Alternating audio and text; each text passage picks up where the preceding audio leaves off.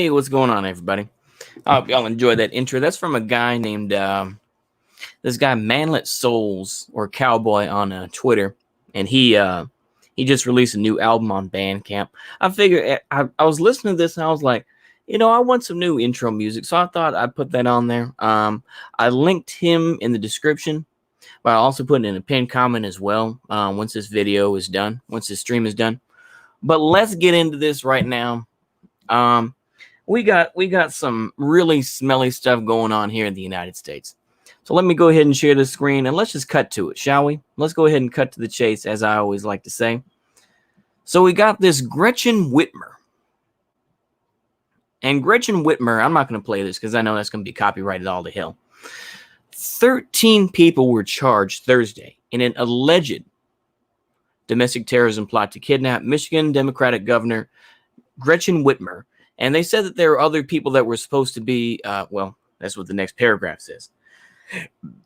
Believe that the suspects are violating the U.S. Constitution, including the government of Michigan and Whitmer, according to a federal complaint. 6 people were charged federally with conspiracy to kidnap, and 7 other people associated with the militia group Wolverine Watchmen were charged by the state. Michigan Attorney General Dana Nessel announced. I'm not going to read every single bit here. But the thing is that it turns out that there was an FBI informant involved. And apparently the leader refused to talk to this guy who turned out was an FBI informant. So already you can see that this was a honeypot. Now, of course, we're going to see a good old video from good old Justin King. It's been a little bit of time, but I figured, it's about time we did a video of him. This is pretty much just a Fed plot. This is the same type of thing with the base when the Virginia Second Amendment rally came about, and there were 2 members of the base who were allegedly talking about boogaloo going on down in Virginia. They were from, the group The Base, a.k.a. Adam Waffen, I believe. And those 2 people were arrested because there was a federal informant in the base that told them that these 2 people were coming. We create our own enemies. We create our own enemies. I don't think the KGB or even the Stasi created as many enemies as the FBI or the CIA. We create our own enemies. All right, it's that simple. We really do. We find these LARPers and we find these losers and we throw government money at them and we give them all this sorts of stuff, and then we bust them and say, yeah, we foiled terrorism. You created it in the first place. It's like, my job is done. The job is done me. It's just absolute BS. Absolute BS. And here's some more information here that it smells to high heaven once again. Governor Whitmer endorses Biden, becomes a campaign chair. This wouldn't be any sort of way to drum up any sort of support or to, anything like that. That wouldn't be it. No, it wouldn't be it. It's like I said this in the tweet as well. It goes to show how boomer I am, but it's like, this smells like something that, it's like the campaign may have had some connections and said, hey, can you guys come up here and try to kidnap her? Because the thing is, it smells like that. This is like this is Jussie Smollett all over again, isn't it? Where it's like, this is MAGA country. And someone tried to, and it turns out that it was his 2 Nigerian, trainers that actually did it. And it's just absolutely ridiculous.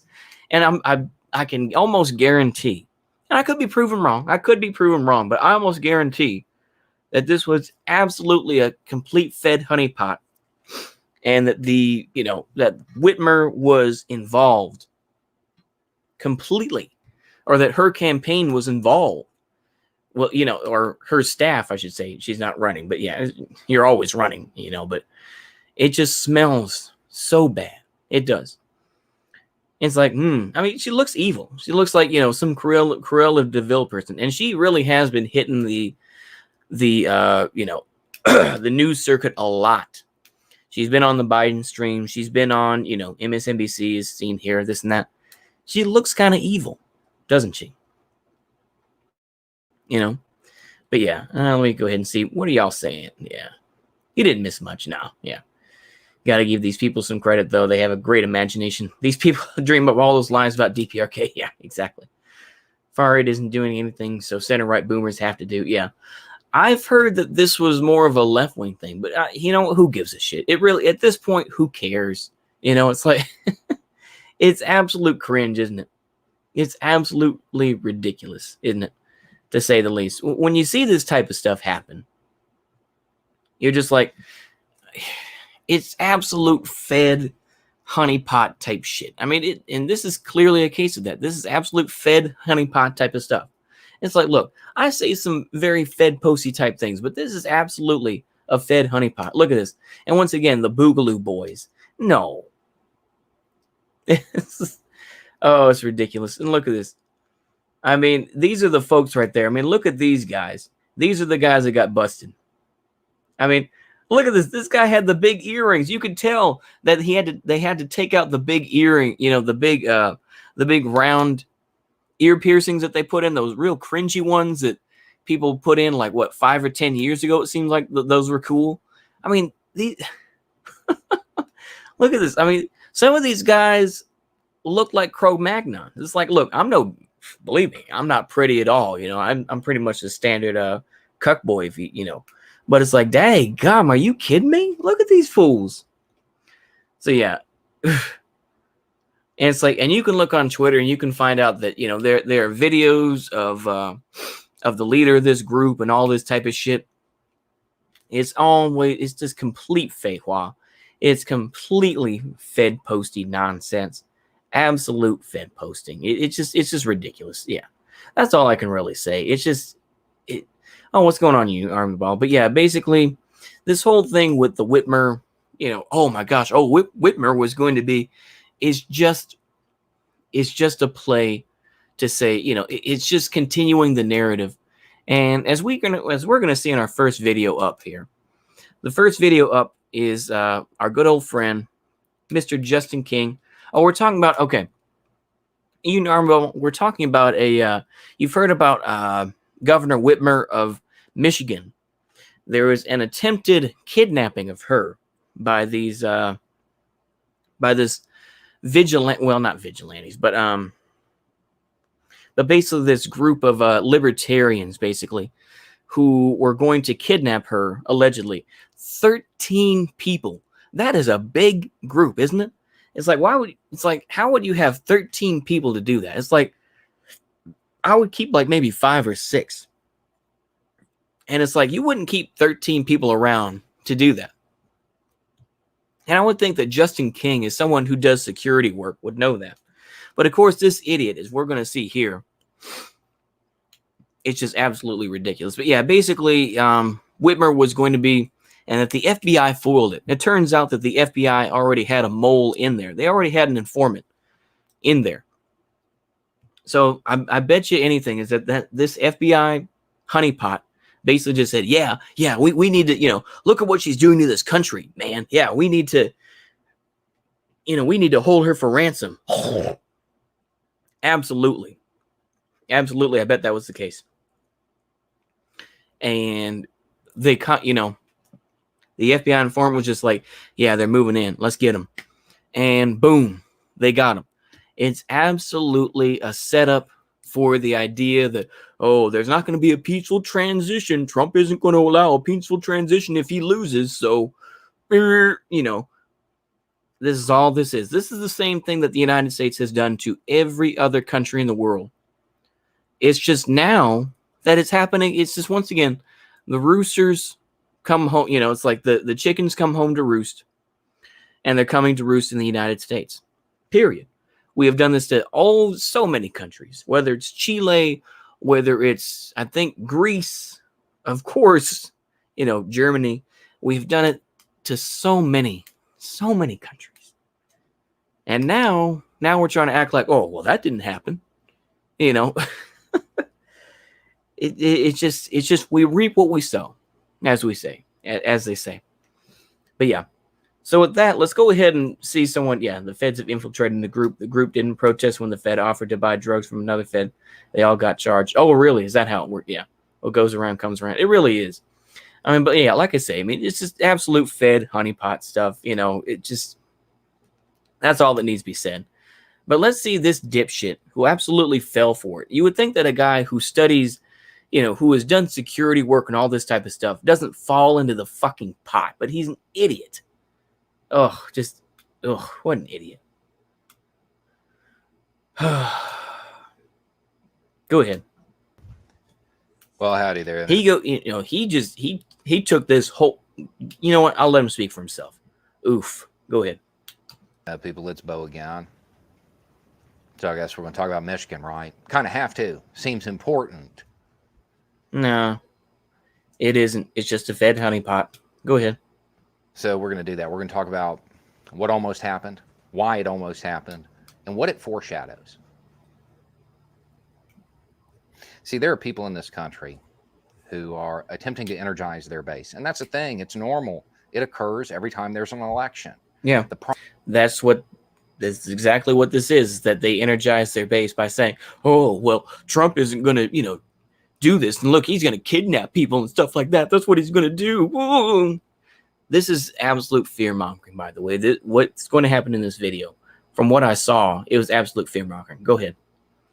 Problem is they're using rhetoric that is so divisive, so extreme in nature, that it's energizing people to do something else. And they've subjected the populace to this rhetoric for 4 years.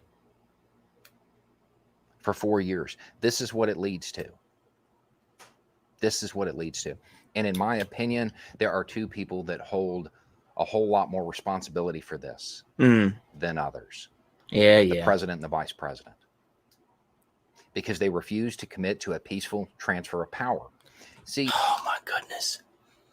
Oh, my goodness. Let me just say this. What group, and I did give this a little bit of thought, not much, but what group is really going to stand and say to Trump, yeah, we got your back. We're going to fight for you. Who? I'm going to be like an owl. Who? The 3%ers? The Proud Boys? Some other boomer sort of group? Who is going to defend Donald Trump?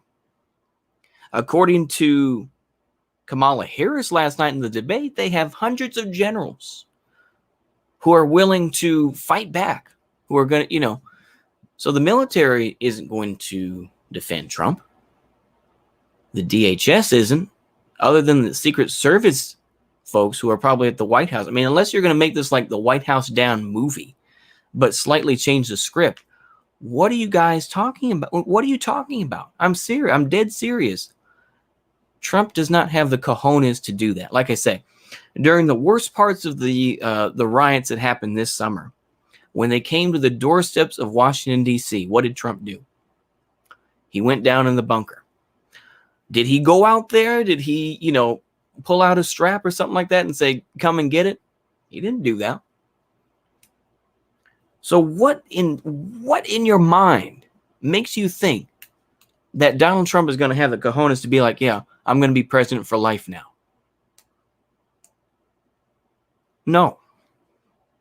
This is what happens. You know, the thing is, you can talk about extremism all you want to, but the thing is that, look, this was going to happen to the United States one way or another. All right. Whether you want to talk about racism, whether you want to talk about inequality, whether you want to, whichever issue you want to bring up, this was bound to happen.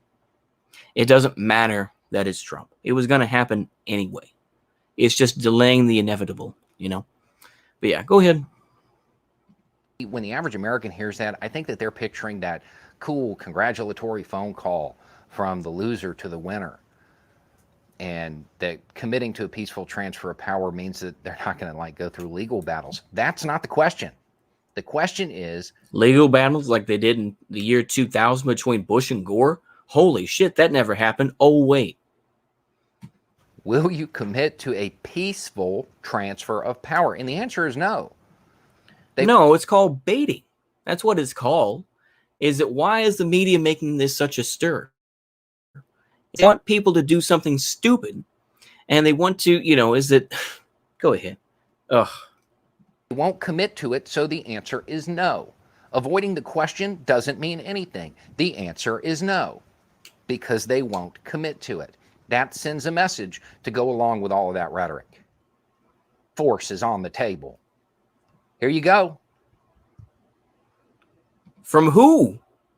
I'm going to say this again. Force from who? Who are you talking about? Who is going to use force? You think that, the United States, you think that, special forces, the Green Berets or whichever group, you think that they're planning to do like a halo jump into White House or something like that? What the hell are you talking about? Who is going to fight for Donald Trump? I seriously cannot think of anything other than dumb old boomers who are going to try to do something. I seriously doubt. I don't get it. And people are going to take a huge L. I mean, they're going to lose a lot of credibility. So if Donald Trump does lose and he actually steps down, you folks are going to, but once again, they will find some way to twist it. I know. It always happens that way. And people like me will just be like, you're full of shit. But yeah, go ahead. The attempted snatch of a governor to spark it, to get that show on the road. And there's a lot of people who think that's a good idea. Yeah, okay. See, in the U.S., we've been insulated from it for so long. Yeah. To a lot of people, that's just... He is correct about this. This is the one point I will agree with him. Yeah.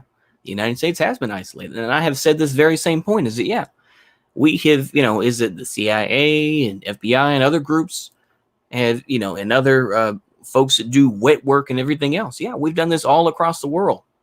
It sounds like it's our turn. Go ahead. Just something that happens in movies or something that happens over there. Yeah. Yeah. They would live in the forest. Yeah. Yeah. This is just ridiculous, isn't it? Okay.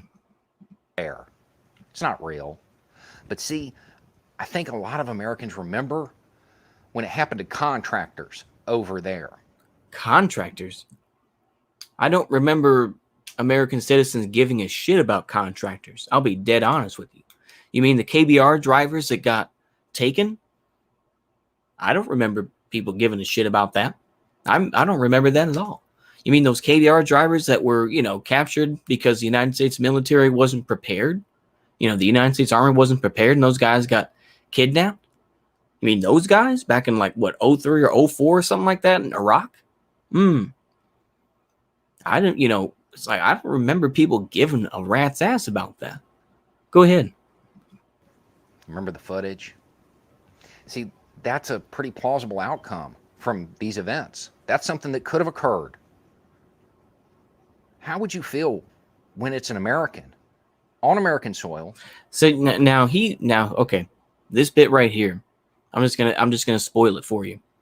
He's trying to give the idea, once again, the idea that the Proud Boys are somehow the American Taliban, and they're somehow waging jihad, which is not only hugely Islamophobic, but also overestimating the power of the Proud Boys in every single way. Go ahead. I'm going to let him speak on it, but golly, he goes into it.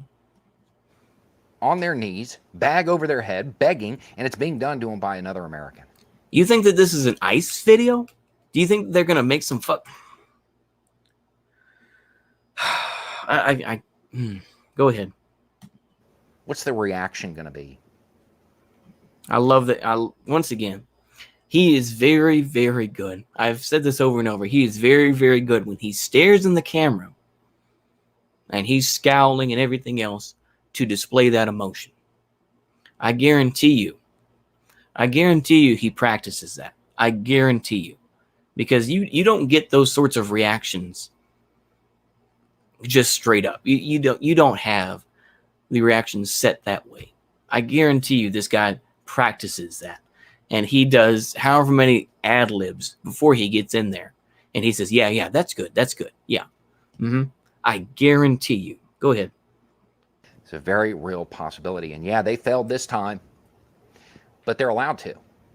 They're allowed to hit and miss. They're I guess you never miss, huh? Sorry, it's too easy. It's too easy. Go ahead.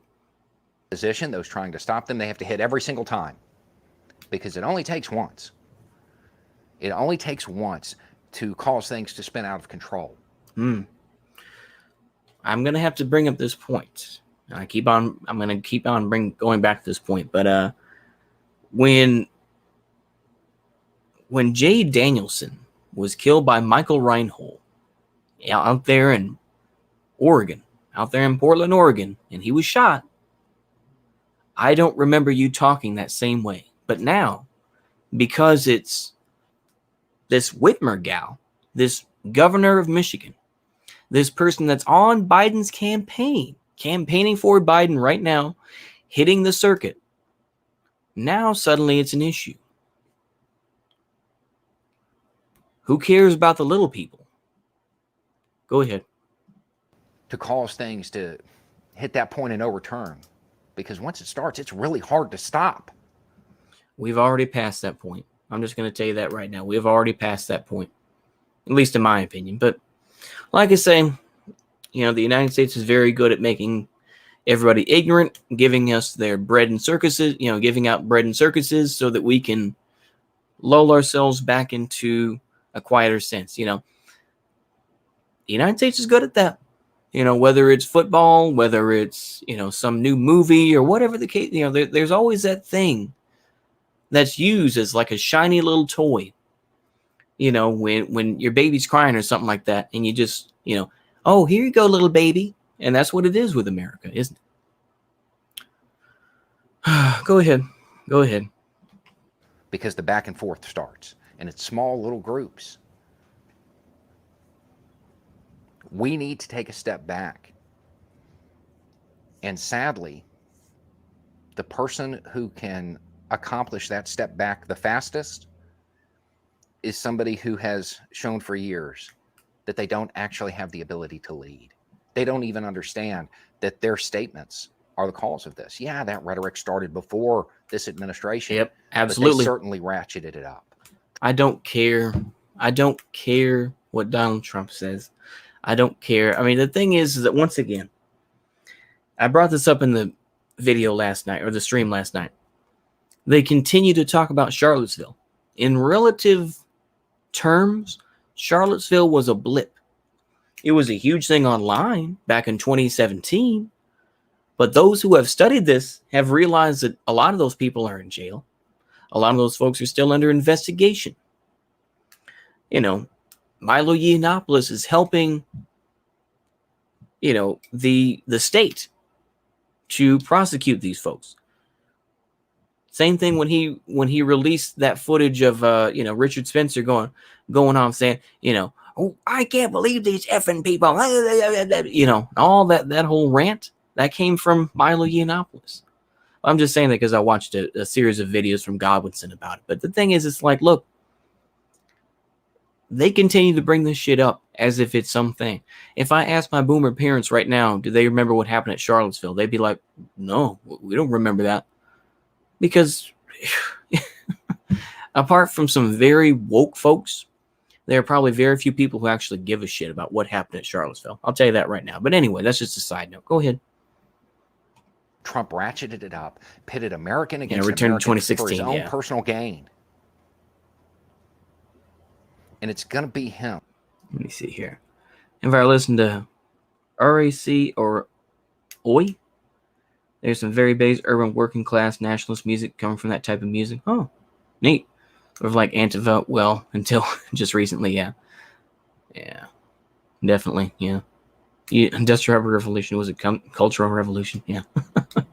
Yeah. Go ahead. If we want to walk this back in the next 30 days, and I strongly think it should be, it's got to be him. He has to come out and condemn this and commit to a peaceful transfer of power. Because if he doesn't, if he just comes out and condemns it, it doesn't mean anything. Because they'll take that as, oh, well, he had to say that for political reasons, but you notice he says force is still on the table. He has to commit to a peaceful transfer of power. He has to own this. What the hell does that mean? The hell does that mean? I mean, look, if he loses what? He just walks out. Why do you make it into such a big thing? Oh my gosh, because he didn't do that. Well, maybe that's because, once again, I hate to say this about, and sound like a magapie, but it's like, why is it that you will be like, oh yeah, well, screw the media and screw all these folks, but you know what? They're right when they say that Trump isn't going to, he's not going to accept a peaceful transition. I don't believe that shit. I really don't.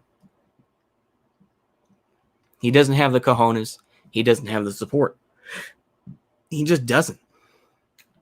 And the thing is, I've said this before and I'll say it again. Here's how I view the 3D chess that goes on with leftists. The thing is that what happened with Trump and the creation of the dissident right, I would say in 2018, and all the folks who were like, well, screw Trump, screw him, we hate him, oh, we're going to vote for Biden instead, people like Richard Spencer. That same type of thing is going to happen with the left if Biden gets elected. And that could, like I say, it's still up in the air right now, but I think that's what will happen. The disaffection that happened with Donald Trump getting elected is going to be the same disaffection that's going to happen on the left. And I'm going to say, I say that in general terms. I say that in general. With the losers like Vosh. I know. I mean, well done. I'll give him that. I'll give him this. He had 26,000 viewers on his live stream. Well done. And that's just on YouTube. So, don't hate the player, hate the game, as they say. And I get that. What I will say, though, is that he thinks somehow that this will be some 3D chess move where Biden is going to be so bad, but he's going to be more realistic so that, you can convert more people to left-wing ideas and you can create some sort of class consciousness and red-pilling the workers. I really don't believe that's going to happen either. And Biden is just going to be just as bad as Donald Trump in some ways. But that's just me. Could I be wrong? Possibly. But I get so tired of the 3D and the 4D chess type of shit where it's just like, well, if Biden gets elected, then we can convert more people to leftism and, we can organize folks and we can have unions and blah, blah, blah. Stop. Just stop. Don't feed people false hope. It's one thing to be a LARPer and to say you're going to do stuff, but please don't feed people false hope like that. Don't do that. People like me, we're too fucking old to believe shit like that. Go ahead. Try to unite the country instead of divide. He can redeem his whole presidency by doing this. What? No. Not in your eyes. Not in your eyes, you could. Don't lie. Don't lie like that. I'm just going to say that right now. No. He's going to redeem his whole presidency if he denounces that. It was a honeypot. And of course, I know Donald Trump isn't going to say that. He's going to, but he's not going to do that. It was a fed honeypot. It's been proven that it was a honeypot.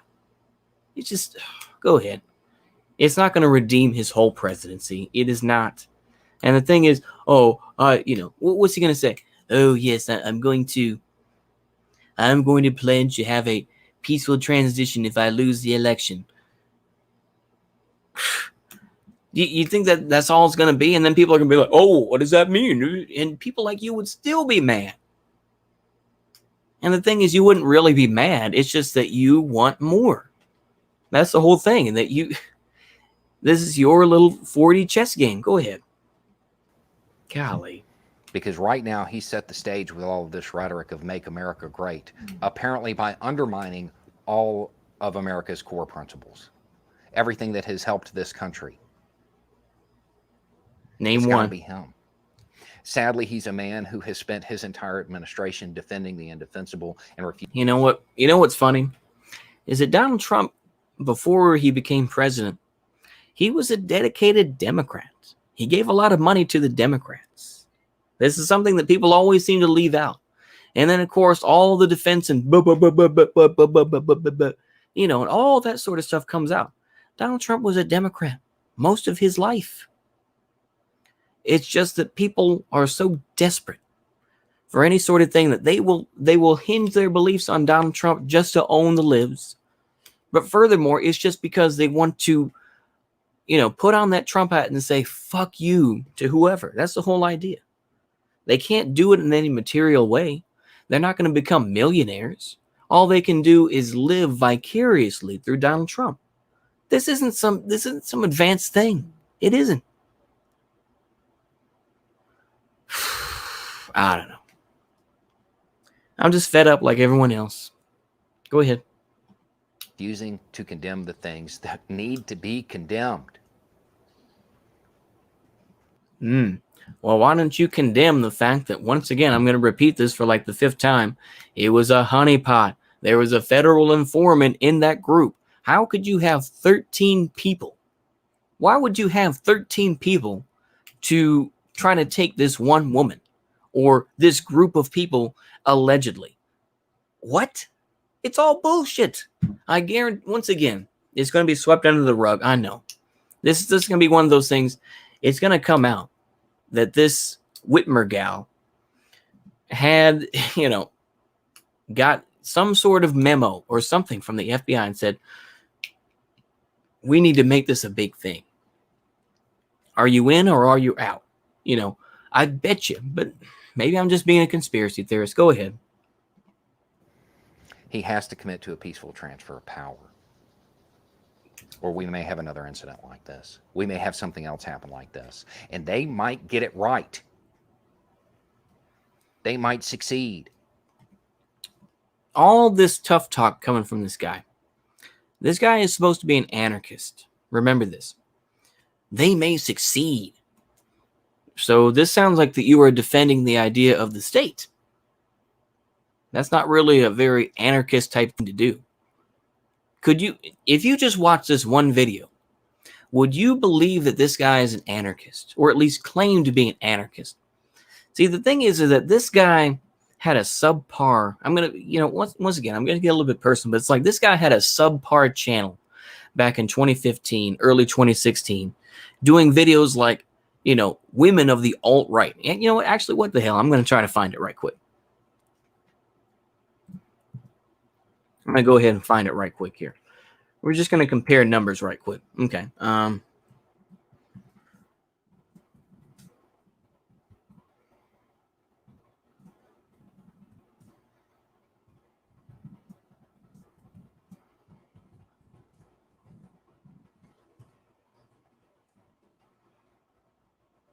Here. Actually, let me click on his channel right quick here. Okay, he used to have a small. Oh, did he delete them? Did he delete the videos? I mean, did he delete the channel? Because there was a channel that he used to have way back in like 2016 or something like that. Trump 322 videos. It's gonna really bug the hell out of me. Okay, well, I'm gonna let it go. But he used, I swear, he used to have a channel. And it was like, and had like maybe 6,000 views or something like that on this one video where it's just like, women of the alt-right, what are you doing? Or something like that. I was just like, what is this fool doing? But yeah, anyway, go ahead. Nobody wants that. Nobody who's actually familiar with it wants that. And it's really hard to stop once it starts. The President of the United States has to come out and commit to a peaceful transfer of power. It's not a game. It's not a movie. It's a ploy. That's all it is. It's a ploy by the powers that be to regain power, and to regain legitimacy of the presidency. That's all. You can, once again, I'm not going to sit here and wave the MAGA flag, but I would say is that, Donald Trump has ruined the image of the presidency, right? So they want to bring in Joe Biden, who is barely able to speak, and people like Kamala Harris, the substitute female teacher who comes in and makes you do all the homework that your teacher wouldn't have made you do. But, it's like, well, I'm talking, Mr. Vice President, I'm talking. And go ahead. I'm sorry. I'm just coping. Okay, go ahead. That's where we're at. And where we're headed is into some very dark water. If you watch this channel long enough, you know I am not a fan of electoral politics. Voting is the least effective form of civic engagement. Trump has to lose in a landslide. Wait a minute. You're not a big fan of electoral politics, but yet you are pushing for electoralism. I know. Oh, that's not the right definition of electoralism, I'm sure. But still. You think it's going to be that much better under Biden? I mean, go ahead. The economy is still going to be shit. Joe Biden isn't going to save us doing that. Kamala Harris isn't going to save us from doing that. Go ahead. I am not a partisan person. I'm not a Democrat. Yep, and yet you shill for Joe Biden, so don't give me that feijoa.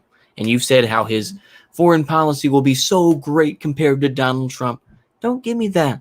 And of course, then he's like, well, you don't know what the definition of is. Go ahead. I'm sorry. Go ahead. God damn. I have never said that a president could be the downfall of the country. I do not know if the U.S. will make it if the president is reelected, because he doesn't have the ability to clean up the mess he has created. Great. I don't care. At this point, great. I don't care. I don't care. I'm not, you know what? I'm not even going to Fed post and start talking about the things I normally talk about. I'm just going to say great. Great. I don't care. I don't care. Let it happen. Let it happen. You can, you know what? And you can wank off and say, oh, well, I was right about Donald Trump. He was evil. He's the one that caused your country to blow up. I don't care. I don't care. And people like you who are just pushing fear-mongering ought to be ashamed of yourself. But I know you're not going to. You have plenty of patrons and everything else. And you have your, you know, your Teespring account and everything else where you get, you know, where you can sell stickers, mugs, hoodies, shirts, etc. Ugh, give me a break. Go ahead. Through his rhetoric. It is incredibly important that Trump lose. I swear, you know what? I just realized this. Every time he kind of looks down like that, I feel...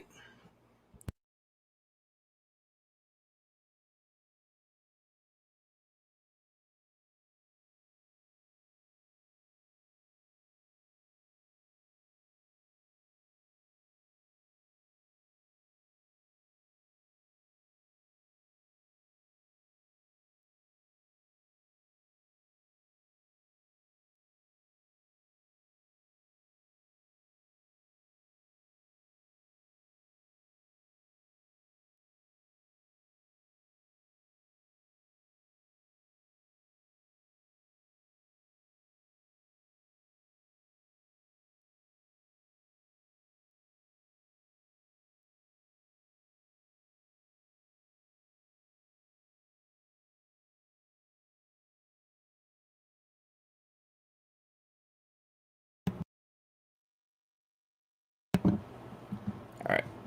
Okay, let's finish this up. Big. And if you are part of the Trump administration, you have any influence, he has to commit to a peaceful transfer of power. He has to tone this down, and that's the way to do it. Send the message that force is off the table, because the message he is sending... What force? With what? With what? A group of LARPers who weren't even who didn't even give a shit about Donald Trump, I'm going to repeat this again for the fifth time, or the sixth time, I should say, but the Fed honeypot group, they got busted because they had an informant? Shut the hell up, idiot. Golly. Come on, McGee, let's go.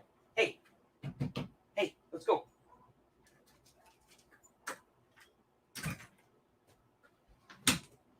right. Come on, go ahead. There you go. Yeah. Mm-hmm.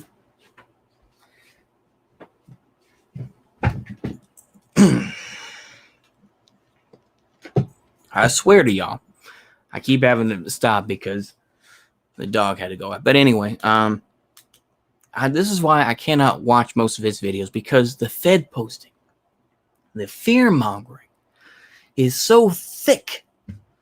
It's so thick. I can't take it. I really can't. This is why I don't do him very much, because the ridiculousness of it all is so deep. Go ahead. Sending by refusing to commit to a peaceful transfer of power is that using force to seize or retain power is okay. People hear what he's not saying. You think that it's different in other countries? It sounds like we're going to get what we deserve. That's what it sounds like to me. We've done that with other people. Didn't we do that with, Allende in Chile? Didn't we do that with, I don't know. I mean, pick out a leader, pick out a country. Didn't we do that with, whoever? I can't really think of one off the top of my head other than Allende in Chile, but still, are you kidding me? We're getting what we deserve, Jagoff. You're not going to stop it. I'm not going to stop it. Sometimes things just happen. And there's nothing you can do about it. But I think that you know that, and you don't want to hear that. Go ahead. This president hasn't made America great. He has brought it to its knees. I don't care. Once again, you keep using this make America great again, as if it's who gives a shit about the slogan? Who gives a shit? The thing is that the minute Donald Trump will leave, half of you grifters, and that includes you, Mr. Justin King, is you will lose a lot of influence, and you will lose a lot of your shit-lib audience, especially when you start talking about anarchism again. And nobody wants to hear that. See, the thing is that there are grifters all over. The Krasenstein brothers on Twitter, they're also nothing but grifters. These are folks who need Donald Trump. They need people like him to point their fingers and say that's the bad guy. They need that. So does he. Anyway, it's just a thought. Y'all have a good day. Idiot. Okay, this next one here. Nosballs and ANCAPs. We need an American Pinochet, yeah. U.S. literally couped Australia. Yep, exactly.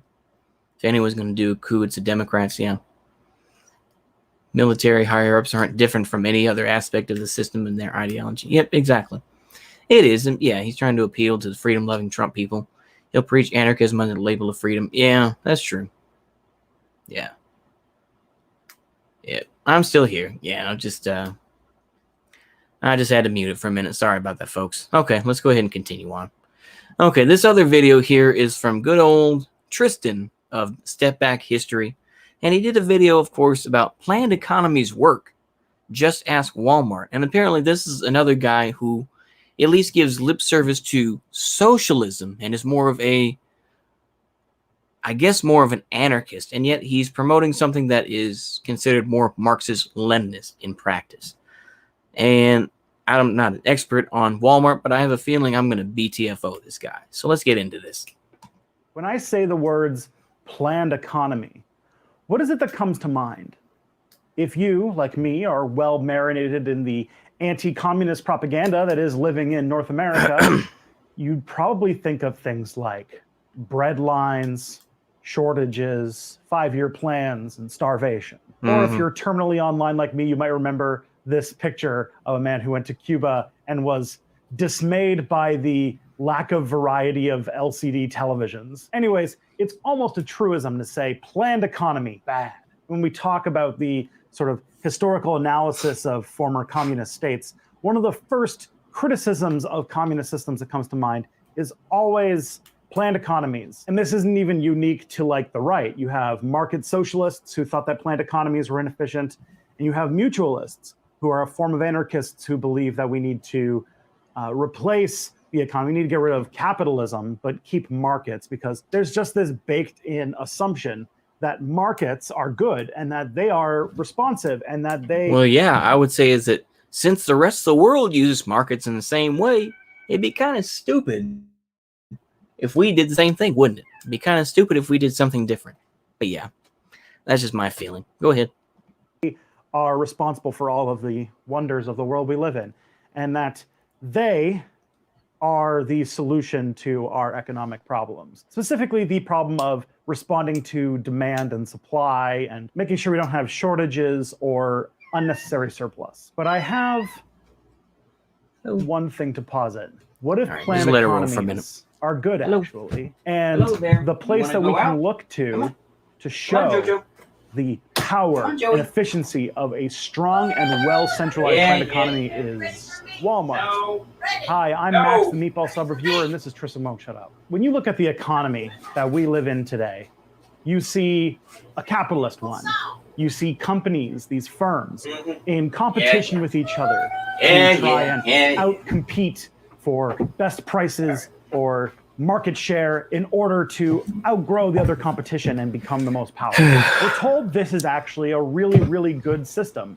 If these firms are competing with each other, then that means that there's constant innovation Just keep and it rolling.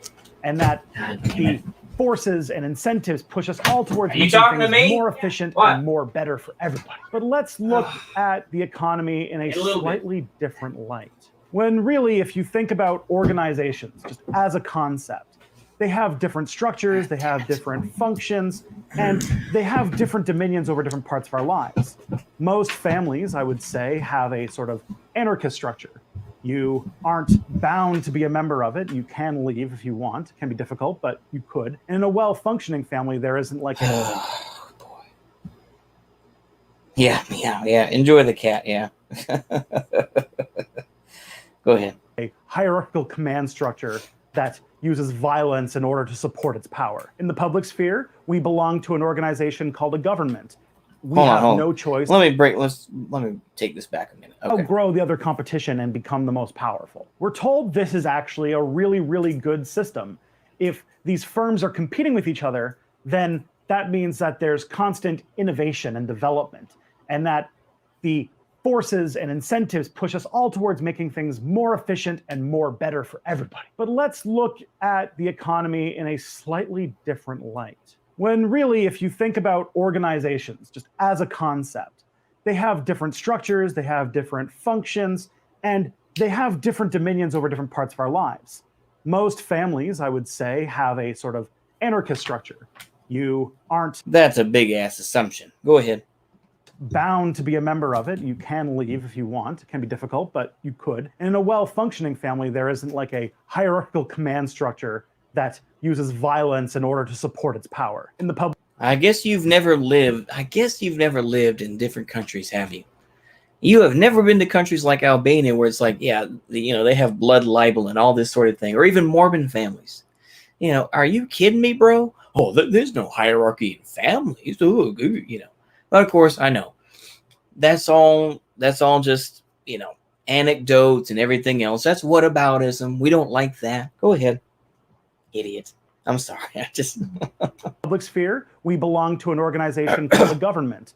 We have no choice on whether or not we can be a member, and they have total control over all of the police forces, military forces, things like that. It's way less democratic than, say, like a family or like a club or a small organization, because you really only get to have your say kinda by choosing a delegate to make decisions on your behalf every few years or so. But at least there is something in the system that does request your input, which makes it more democratic than, say, a corporation. Because the private corporation that you work for, you have no say on how things are run. You have no say on how things are done. The corporate structure is very hierarchical. And I'm gonna have to sound like an ANCAP just for a brief moment. But the thing is, apparently there are no whistleblowers. There are no insiders that, sneak information to government organizations that tell them what goes on. Apparently that doesn't go on at all. Like I say, I'm not going to sit here and shill for corporations or shill for capitalism, but it's like to say that there aren't that there aren't folks that, blow whistles and whatnot. That's absolute ridiculousness. But yeah, go ahead. And is done through absolute decree, with no room for democracy unless you're like in a co-op or you have a very strong union. And you see, looking at society like an anarchist would, where states are one organization amongst. See, now this is one of the most complicated things. This is a guy who's an anarchist, who is now talking about planned economies, which of course is more of a Marxist-Leninist sort of idea, historically speaking. So I don't really get this. Go ahead. Many, you can see the very glaring flaws and how in a good chunk of our lives we have no say over what happens to us, and that's something that we should really be addressing. And if you look at things this way, this sort of body without organs analyzation of organizations, you'll find that yes, there is a market economy, there is competition between corporations. But when you look at the internal structure of the largest corporations, things are very, very different. And this is a huge deal because many of the larger corporations in the world have internal economies that are... Yeah, that's why it's called corporate culture. At least learn the lingo, bro. Go ahead. On par with many countries. Go ahead. So for example, Walmart has an economy about the size of like Switzerland or Sweden, and yet it's a private corporation. And you would think that a corporation the size of a country, the internal mechanisms on how they get things to and from where they need to go would be an economy of sorts, would it not? So under liberal ideology, markets are considered superior because... You mean economies of scale, don't you? Go ahead. The price of a commodity is a piece of information that organically changes and responds to so many different factors that could affect the availability and desirability of a commodity that it becomes a useful metric for understanding an object's value. Price, theoretically, is determined by complex relationships between supply, demand, quality, use factor, all those things together, even perceived value as opposed to actual value. So in theory, markets are great. In practice, they don't seem to work out very well. There's often large mismatches between the price of a good and the actual value. There are many times in the study of macroeconomics where you can see that the price of a commodity is in extreme disarray compared to all of those factors I mentioned earlier: supply, demand, perceived value, etc. And the result of these mismatches are what we call economic bubbles and economic crashes. Economic bubbles are literally when certain... Once again, yeah, this is pretty standard, basic bitch, anti-capitalist sort of mindsets. The idea of the rate of falling profit and all that sort of thing. I'm not an expert on these things. I have not read all 3 volumes of Capital. But yeah, once again, I can't really argue with what he's saying here. Let's go ahead and continue, though. Commodities are valued at much higher than their actual value. And when that bubble bursts, it leads to huge economic downturns and big recessions like we had in the 1930s or right now. You've also seen issues with the way that markets function because they fail to respond to incentives and goals that do not affect short-term profitability. For example, environmental regulations, climate change, workers' rights, things like that. I think the ultimate example of this is antibiotic resistance, which is a growing threat in our medical system. Bacteria are evolving to become more resistant to antibiotics we're developing. And we already have some bacteria that are completely resistant to everything we can throw at them. If this becomes normal in bacteria, and it's becoming more and more normal, we could be turning back the dial on medical science over a century. I don't really want the day where a random cut could be your death. But because developing new antibiotics only have a certain window when they're valuable because antibiotic resistance, therefore it's not very profitable to spend the millions of dollars to develop them. So what happens is, in our economy where all of our medical research is done by private corporations, we just don't develop new antibiotics. Okay, so let's think about all that he said here. Okay, so when this gentleman is talking about markets, isn't that all right? Fair enough. The thing is, though, is that you are still going to have a hierarchy of what people say and what has to be done. So when you're talking about these, about attacking these or properly addressing these bacteria, and how, what antibiotics we're going to come up with and everything else, you're going to need a hierarchy and you're going to need a system to do that. To me, it does not matter whether it's the state or whether it's a private corporation controlled by the state. Is that someone is going to have a huge system to test this, to properly produce it, to get it sent out, and everything else, and to, have it in holding, shipping and handling, all that sort of business that goes on. You're going to need some sort of organization, not some, let's concern ourselves with the, climate change and everything. Well, it's like, the thing is, sir, is that are you going to, the thing is that a lot of people don't talk about with climate change is if you really want to be serious about it, is not only here in the first world, but also in the second world and third world, is that a lot of supplies would ultimately stop because you don't want to ship those all across the world and send, tons of carbon dioxide into the air. You don't want to do that, do you? So the thing is, if you want to do that, okay. But the thing is that you're going to have to reverse a lot of other things as well. So you want to say that, oh, we're setting back, medical science by hundreds of years. The thing is, if you really want to tackle climate change, is that you would have to set society as a whole back hundreds of years.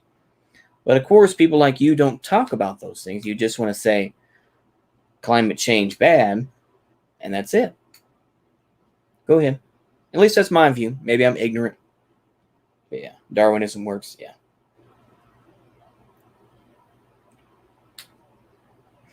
I want to eat 5-year plan sausage out of a can. This is why I'm in ML. Yeah. Go ahead. And that's going to get real dangerous real soon. So given all these mismatches and inefficiencies, it's actually pretty safe to say that markets work in theory, but they don't really work in practice. Planned economies are kind of the opposite. Planned economies don't work in theory. Any economist who studies shows that there's really like an information overload problem that planned economy really can't factor for. So a theoretical parity between the value of an object and its actual price is never going to be hit as well. But what happens is that in practice, planned economies do actually work. The Soviet Union might have had issues, and again, that has been overblown because of, Cold War propaganda, but there were still problems. I won't lie about that. Trying to run the second largest economy in the mid-20th century with computers that were the size of school buses would have definitely been pretty complex, and doing so efficiently would have been pretty bad. But well, to be fair, is that the Soviets, I'm trying to be honest here, I'm trying to be good faith as he is that there were ideas like Project Cybersyn that did exist in Chile, and the Soviet Union simply didn't capitalize on it in the same way. Just to be fair. But yeah, go ahead. I will tell you that there is an example of a highly efficient, highly responsive planned economy where things get to where they're needed right away.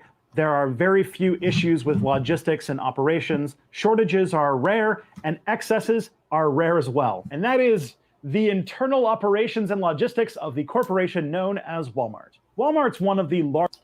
Oh, no, you did not. Oh, no, you did not. Go ahead. Continue. Largest corporations on earth. And one of the reasons why Walmart is so successful is because it is one of the intellectual leaders in the bleeding edge development of logistics and operations. So hold on, let me go back efficient, here. Highly responsive plan price is never going to be hit as well. But what happens is that in practice, planned economies do actually work.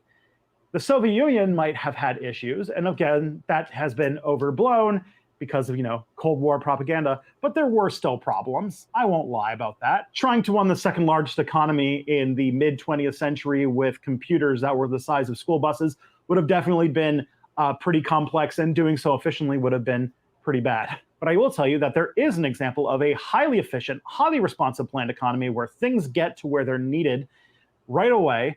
There are very few issues with logistics and operations. You got to be kidding me. You got to be kidding me, especially after COVID with the whole business with, for example, retail. And once again, retail style toilet paper. Now, I say retail style toilet paper because there is a difference between retail produced toilet paper versus industrial toilet paper. So there's a shortage of retail style toilet paper and industrial toilet paper. I just want to make sure here on that, because the thing is that there are massive shortages in retail toilet paper because people were hoarding it all. Now, the thing is, once again, is that, the people who make toilet paper, whether it's Charmin or whatever the case may be, they had plenty of toilet paper, but it was a lot of the time it was 1 ply or, barely 2 ply. And the thing is that, customers, on the retail side of things went 2 or 3 ply and different styles and everything else like that. So no, this idea that, it hardly ever happened with Walmart. This sounds like some backdoor ANCAPism. But yeah, let's go ahead and continue. Let's see where he goes with this. Shortages are rare and excesses are rare as well. And that is... Excesses are rare? What are you talking about? Excesses are rare. And Walmart? There's plenty of stuff that Walmart doesn't sell. But yeah, okay, go ahead. Is the internal operations and logistics of the corporation known as Walmart. Walmart's one of the largest corporations on earth. And one of the reasons why Walmart is so successful is because it is one of the intellectual leaders in the bleeding edge development of logistics and operations. A lot of people think that has to do with just like the can-do spirit of the Walton family when it was founded, but no, it's really about the hyper development they've done in the realm of operations and logistics, which is a fancy way of saying getting the stuff from suppliers to stores and making sure that what they get is not too much, not too little, and it's the right kind of stuff to respond to the demand in the stores. So Walmart does compete as a corporation, but on the inside, it doesn't. Walmart stores don't compete with each other. They are all highly cooperative, coordinated, and planned. The entire distribution. Okay. So let's start with this first. Let's start with this first idea, when he talks about logistics and about suppliers. Suppliers are hugely lowballed by Walmart. Their suppliers are given the rates, and they say you are going to stick by these no matter what, and you better get it to us here right now. Okay, so supplier, and the thing is that, it's low grade, cheap crap. So you want to talk about markets and everything else. This idea that Walmart is some sort of planned economy is pretty shameful, because in reality, it's, go ahead. But yeah, let's just start with the suppliers being completely screwed over and lowball. We'll start with that. Go ahead. Distribution system from the suppliers all the way down to the shelves is all vertically integrated, sharing information with each other, and that is because it was the most efficient system for managing the stores. And it's able to manage a fairly large economy with highly coordinated planning. Walmart's valuation in 2017 was slightly over half of the Soviet Union's GDP at its height. So it's a pretty big economy that is completely centrally planned. And with this planned economy, Walmart manages over 11,000 stores in 27 countries with over 70 suppliers. It truly... 70 suppliers. That's not that many. That's also including, of course, the fact that they make great value, which is Walmart's brand. Now, the thing is, once again, I'm a marketer, so I can explain some of this stuff. I'll admit I'm not the best student in marketing, but still, I can explain some of this. The thing is that Walmart has lowball a lot of places, which caused a lot of local businesses to go broke. And so this is a reason why they step in. Walmart is not perfect, though. Walmart, for example, has not been able to, and has been pretty much ran out of the country of Germany, because the corporate culture does not fit German culture, does not fit the country's culture. I'll put it that way. In particular, when they came there and they had their employees come by and, start clapping their hands and doing morning exercise and going, yeah, and everything else like that, Germans found it very odd. When people were saying, oh, good morning to you, and trying to create a relationship with the customer, as has been taught here in a Western, in more of an American sense, Germans were like, I don't want a relationship with you. You're just the cashier. Los weiter, Arschloch, you know? So this idea that, you know, Walmart is some great sort of thing, you know. But yeah, let's go ahead and continue on. It really is a marvel of logistics. And how does it do it? What is Walmart doing that's so amazing? It has a very sophisticated computerized system that manages stock all the way from the suppliers to the store. One of the things that Walmart does very well is something called distribution centers. So distribution centers are essentially organizations that don't run stores specifically, but they run networks of stores and basically make sure that variety and price are kept low so that they can stock multiple different outlets. A good example of this would be like a small indie record store. If you were to go to a record store and ask for a record that they didn't have, they'd be like, I'm sorry, our distributor doesn't have it, because a record store would not be able to maintain a relationship for buying stock from multiple different record companies. So instead of every mom and pop record store having individual contracts with all of these different record suppliers, what you do have are big distributors, which would buy from all. Yeah, hail Walmart, yeah. American Towns, yeah. Yeah, they did try to have a Walmart. You know what? I'm actually going to, let me go ahead and link that. Walmart in Germany. Let me see here. Yeah, there we go. A Walmart in Germany case study. Yeah. Yeah, why Walmart failed in Germany. Here we go. Oh, I forgot. ResearchGate. You got to pay for that crap. 2011. Okay, we'll go ahead and see if this works out. Okay. I'll go ahead and drop this in the chat for anyone who wants to see it. I'll go ahead and drop that in. But yeah, there we go. Yep, there we go. Capcom game, yeah. Yeah. Go ahead.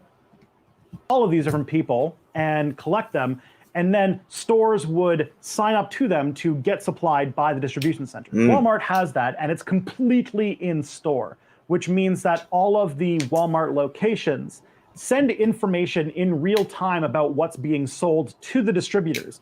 Distributors know the second that you buy that Tickle Me Elmo that another Tickle Me Elmo has been bought, and so they have all of the price signals and purchase signals to know exactly what's going on in all the stores. If they had been competing with each other, they wouldn't want to share this information, because if they could have that information, they'd have a competitive edge, and therefore there's no incentive. But there's collaboration all the way up the cycle. The main innovation that Walmart's success hinges upon is something called continuous replenishment. Now, okay, so why does he keep mentioning innovation? He said that markets create innovation, but that's not really a good thing. Once again, this is kind of like, I mean, I'm studying about marketing a bit more here, but with the product life cycle, is that once you reach that mature stage, there's the early stage, and then there's kind of that, you know, the midway stage, and then you get into the mature stage. Mature stage is where you have innovation so that you can make more money on other aspects.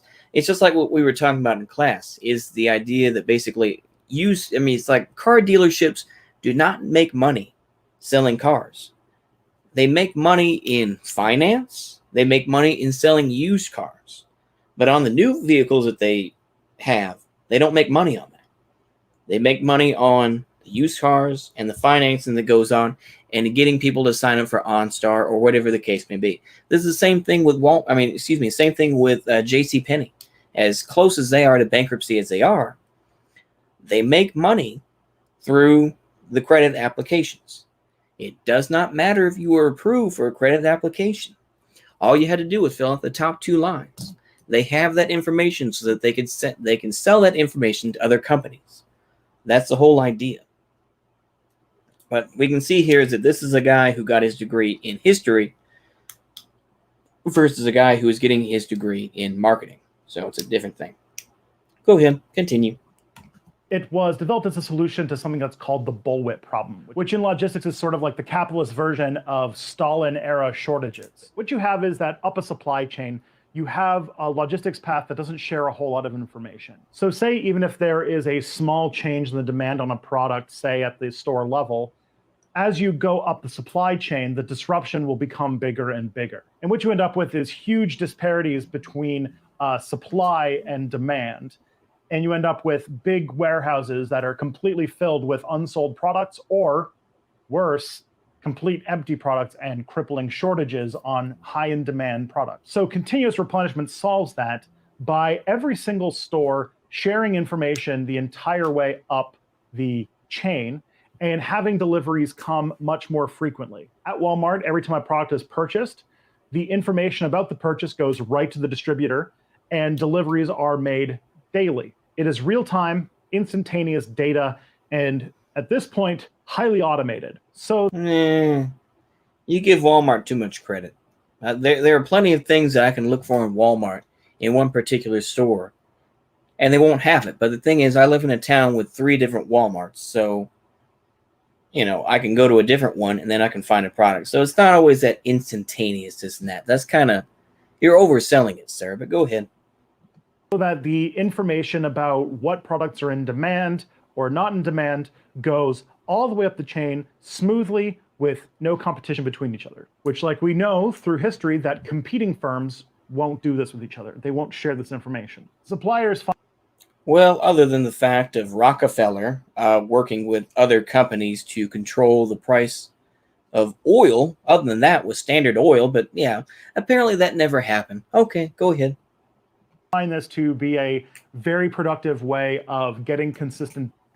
I'm trying to understand this as an idea. The thing is, once again, is that he doesn't really understand.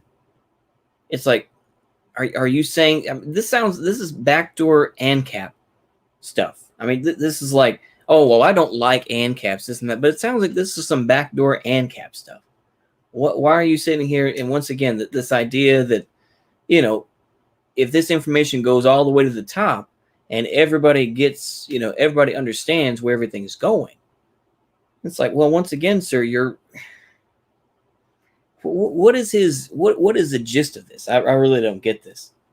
Business, and it takes a lot of risk out of the process of being a supplier. And so what happens is that these suppliers sort of become amalgamated into the greater Walmart ecosystem, to the point where some organizational theorists would call Walmart more of a super firm that has all of these other suppliers like amalgamated into its overall whole. And this is so much of an overwhelming success that other companies copy the model. But if you're a free market fundamentalist, this much cooperation and information sharing should be detrimental. It's too much centralized planning. Where's the market? If the market is the best and most efficient way to run things, shouldn't Walmart be an absolute disaster? Maybe Walmart would be even more successful if it run itself like a business on the inside. And to answer that critique, we're going to go and look at another company called Sears. So Sears was having a rough few years, and okay, let's take a look at the chat here. Yeah, Dangism. Yeah.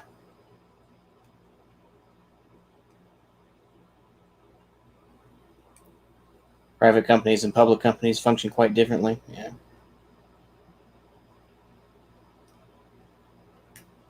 Yeah.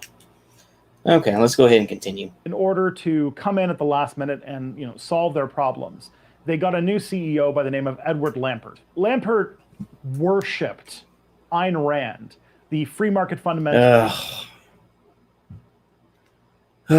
These folks love to talk about Ayn Rand, don't they? They love to bring this person up. Go ahead. And libertarian philosopher that so many of the most annoying people that you knew in university worshipped. And so he decided that, of course, Sears' problem is that it doesn't run itself like a business. So his plan was to bring free markets and competition to Sears. All the different departments of the Sears organization were decoupled from each other and became semi-independent firms within the overall umbrella. If you were the fashion department and you wanted to use the brands that were associated with Sears, you had to make a contract with the marketing department in order for them to market your products. And so every single part had to run itself like its own little business. And if you are a capitalist, you would think this is perfect. The thing is, what I'm thinking is that another comparison that he could have made was also with the Shaw Brothers studio in Hong Kong. The Shaw Brothers studio, for example, they own the movie studio, obviously, at Clearwater Bay Studio. They also owned the theaters. They owned the distribution of the films. And a lot of the times they even own the people that were reviewing the movies, yeah. I mean, the thing is, yeah, I mean, you could make a fair, the difference is, of course, is that with theaters, you have to actually have butts in the seats that are watching the movies. And the thing is, by the time the 1970s came around, by the late 1970s, not many people were going to see Shaw Brothers movies. They weren't going to go see Five Deadly Venoms or going to see, I don't know, Killer Constable or something like that. They're not going to go out and see those movies. So, but yeah, I'm waiting to see what his point is at the end of this. Perfect. The competition will lead to innovation. It'll lead to higher efficiency, and all of them will get better because they know that their existence depends on them being able to outcompete each other. They even brought in the neoliberal economist and social media influencer, author of Freakonomics, Steve Levitt, to oversee it. And you know what? It did not go well. No, it was real bad. Let's just talk about what happened and just how bad it got. So, for example, if the apparel department... The thing is, of course, once again, also talking about Walmart on a deeper level as well, is that the thing is, yeah, I mean, you could say that it's all the same, this and that, no firms, it's like it's all in store. Okay, I get that. And the thing is, they send people over from different departments all the time. The thing is that a lot of the time that their stuff is just cheapo, and it's something that, a lot of people don't want to walk around a huge, big warehouse type of place. It's like, I don't want to walk around Walmart for hours just to get to the one place I want to go. It's like, you can't park everywhere at Walmart, So, I mean, that's something that's going to be a downside as well, is, as Americans continue to get fatter, this and that, we don't want to be walking around Walmart, for, like half an hour or something like that. It seems like, just so I can get, the newest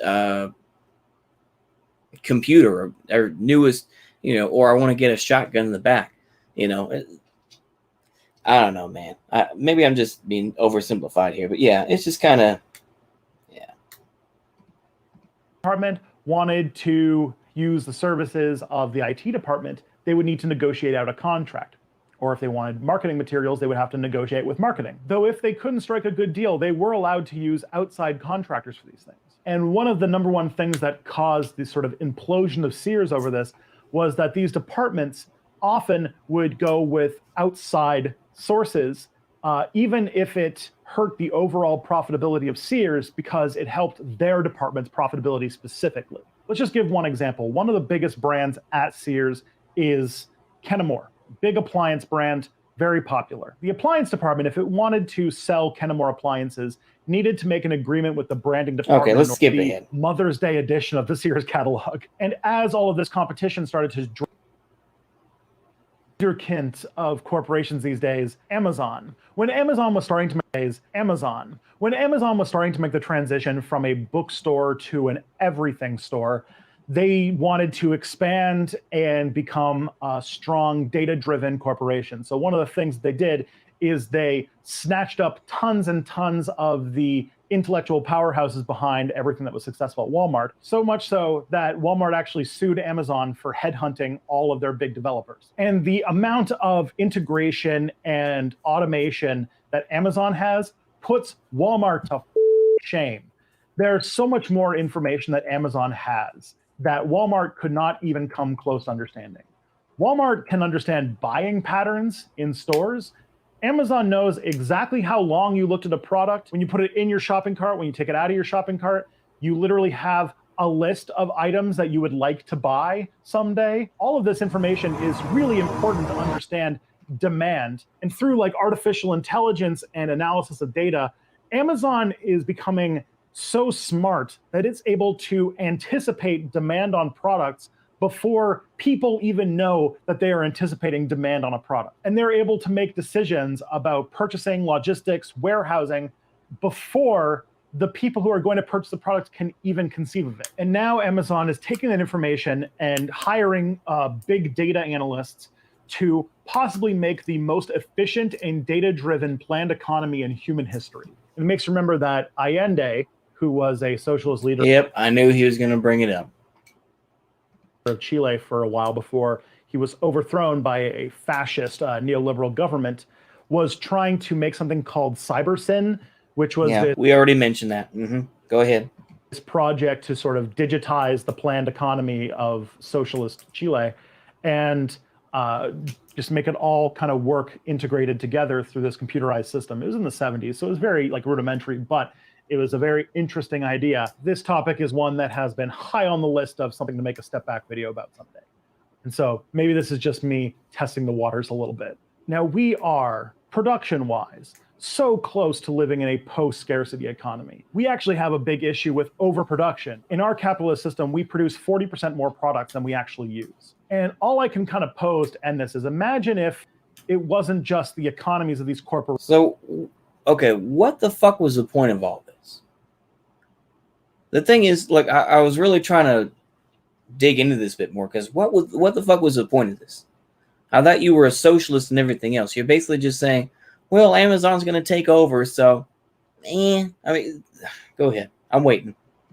What if we stole these innovations and used it to plan all of the economy?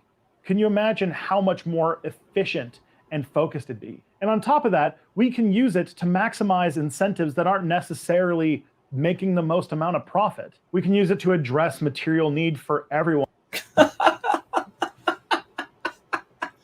The thing is, sir, I'll tell you why this wouldn't work. Because those big data-driven folks are still neoliberals. They're still neoliberals. They're still, they're still the enemy. The thing is, this is backdoor ANCAPism, in my view. This is backdoor sort of anarcho. Well, if we actually did this, then we could actually make it work. It's like, yeah, you probably could. But the thing is to actually say that you would get these folks on your side. No. The thing is, we know better. We would know better. Is that these folks, is that you bring along all these big data folks and all this type of thing. And once again, Amazon, talk about, once again, this is the most ridiculous sort of bullshit ever, because like he went on and on talking about climate change and talking about workers' rights and everything else. Of course, is he going to talk about the fact of how shit Amazon is towards their own workers? They're pretty fucking shit. They treat them like dirt. But of course, he doesn't even talk about this. Now, the thing is, he'll probably do it in a future video, this and that, but it's like the fact that he didn't mention it in this one is disingenuous as hell to me. But yeah, go ahead. Let's finish this shit up. One equally, and also incentivize things that the market has been fundamentally unable to manage. Things like revamping our energy grid. Wind energy kills birds, idiot. You do realize that, right? The thing is, a bird just goes by and it also destroys habitats as well. Stick with nuclear. Just stick with nuclear. But yeah, go ahead. Vaccinating everybody if there was a huge pandemic. Vaccinating everybody. Ooh.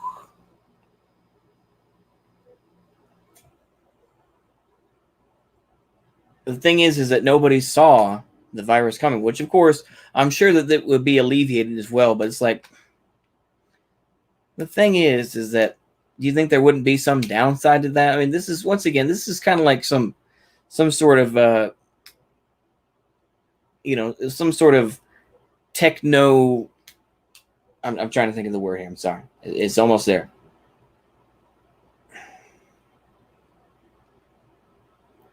Some sort of, transhumanist type of shit. At least in my view. I don't really get this yet. How big Mao Zedong knows yet. Dude doesn't understand fascism or modern liberalism. No, he does not yet. On Hoppe, no. He isn't really an ANCAP. He's more, yeah. It's just, it is absolutely ridiculous, man. It's just. I wonder how that would go. Developing those necessary antibiotics. And, just the big question about making sure that everybody gets all of the things that they need and want. hold on. The thing is that once again, this is what happens when you're disingenuous. And when you talk about, see, this is what, when you actually talk to these folks, I imagine, and say, okay, well, yeah, climate change is coming and it takes this amount of time. What are you willing to give up? Because that's the real truth of things, is that you will have to give up so much stuff. And yeah, most of that will be the first world.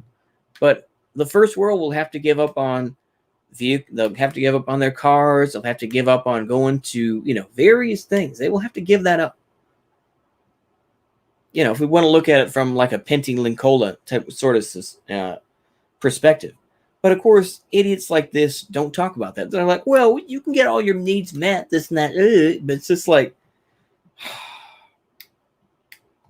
yeah.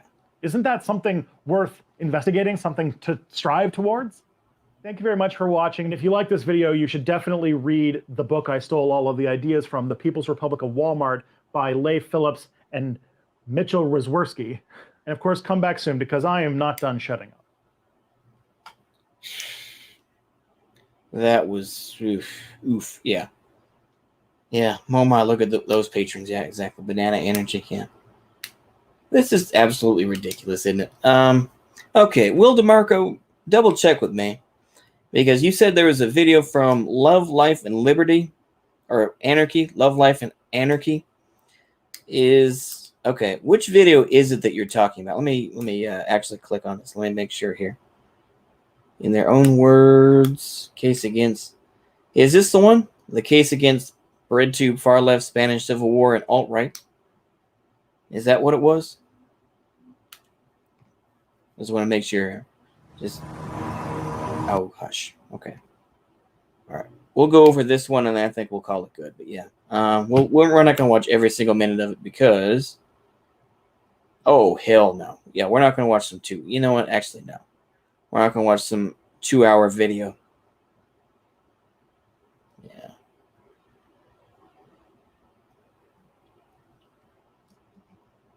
Yeah, okay. Yeah. BitChute save views from the game. Yeah, great YouTube purchase. Yes, this is the one. Okay. All right. I just want to make sure here. We're going to review some of this. We're not going to watch every, yeah. Not that cringe ANCAP that made a shit video bootlicking Pinochet and Democratic Socialists of one. Yeah. Let's see here. You can do it. It's neo-Nazi Marcus Folin, aka the Golden One. Effective fascist propaganda never looks like fascist. The hell is and it? destructions, including the burning of churches, arson of Catholic schools, and attempted seizures of property, rioting, bloody clashes with the police, and assassinations with counter-assassinations were common. Attacks were dealt to landowners, industrialists, politicians, Landowners, politicians. Go ahead. and clergy from the left. As the Republic was moving away from its constitutional bounds and was moving into a leftist revolution as experienced in Russia by the Bolsheviks. In the Russian Soviet Union, many Christians were persecuted for their beliefs, enabling ridiculement, All right. I've covered this before, but yeah, let's go ahead and let's skip ahead here a bit.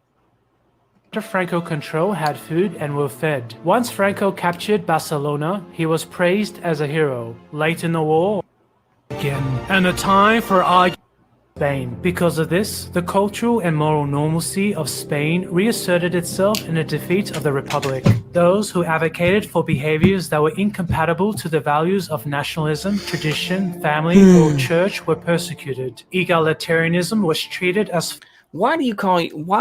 Why still call yourself an anarchist when it's clear that you're not? I just don't get it. This is like the same thing where it's like, oh, well, I'm actually a national anarchist. No, you're a big brain nigga who doesn't want to accept reality. Go ahead.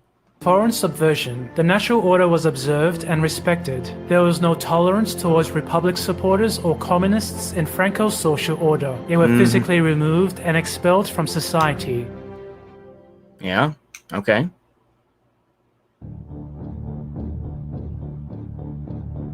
The history of Spain, as well as our current age, teaches us one important thing. The far left will not and cannot ever stop.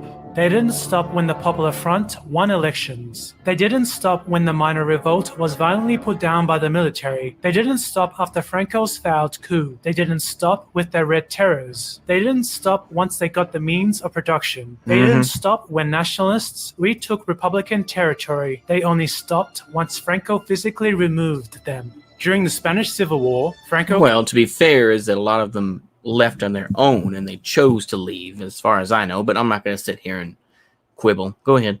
Commissioned his chief psychiatrist, Antonio Bajero Nájera, to study the personality of communists from the Republic and the International Brigades. Vallejo's work represents one of the few documented cases of scientific research aimed at classifying political dissidents within the framework of biopsychological pathologies. He did not consider communists as mentally ill people, but as subjects who had innately inferior and degenerative psychological characteristics. These prisoners were characterized by degenerative temperaments, mediocre intelligence, and held innately revolutionary social personalities. In certain political environments, they will turn into vigorous defenders of the most indefensible persuasions. It is these clumsy, unspontaneous beings that make up the majority of the gregarious mass of anonymous people. He found that social resentment, frustrated aspirations, and envy were at the sources of Marxism, which were typical attributes of the...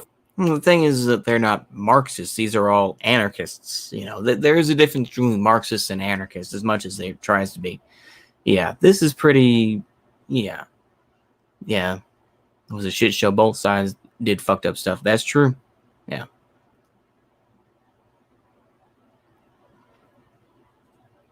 Used products make more profit than the new ones. Yeah. Go ahead. Followers of anti-fascism and other leftist ideologies. Vallejo stated that these traits were enhanced in female prisoners due to the psychological inferiority of their sex. He concludes that the probability of obtaining a positive change in the political attitude of such individuals was very low. The nationalists were up against communistoids, a degenerate and inferior... Communistoids. Can we stop putting oid on everything at the end? Rightoid or femoid or whichever. Can we stop doing that? It's embarrassing. Can we? Okay. I'm trying to find an argument, but it's just there's so much bullshit. I can't take it all in. Go ahead. Class of people that can barely be described as human. And when you look upon the masked bodies that make up most of today's Antifa, you can understand the sentiment that Franco held, that these are not people, but things. He was convinced that he was on a mission from God to deliver Spain from the Marxists, whatever the cost, even if it meant killing half of Spain's population in his crusade. His resolve was so strong that he was prepared to destroy the capital city of Madrid, rather than let it remain. Well, that's the same thing that, Collitz had by destroying Paris when the Allies invaded. I mean, I don't really get what your point is, but go ahead. In the hands of the communistoids. Communistoids. Okay.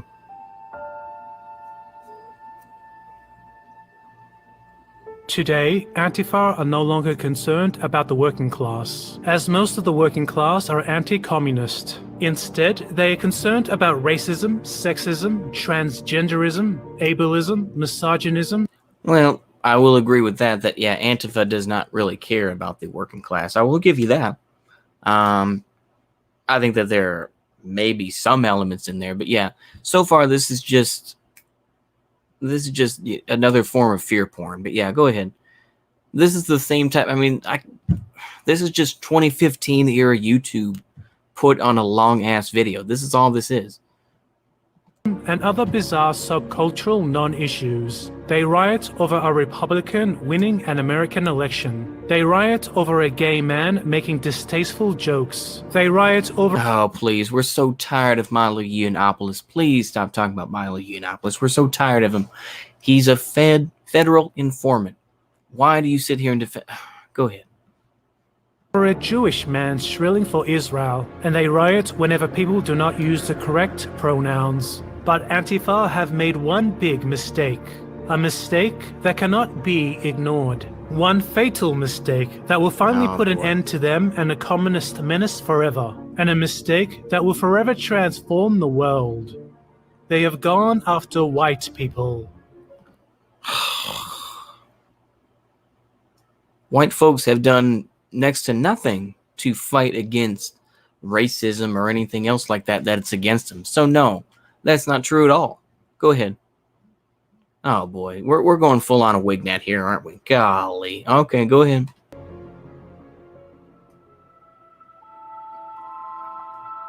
These communistoids did not suffer under the Tsar like the Jews did in Russia. These communistoids were not starving in the streets of Germany like the Germans. Oh boy, that's literally taken from, I think, Hitler's last speech video. Oh my goodness, go ahead. Were in the Weimar Republic. These communistoids were not begging for work like the peasants were in the Spanish Republic. These communistoids live in the most peaceful and prosperous times in human history. There have been No, come on now. Yeah, the world ended in 2012. Yeah, it really did.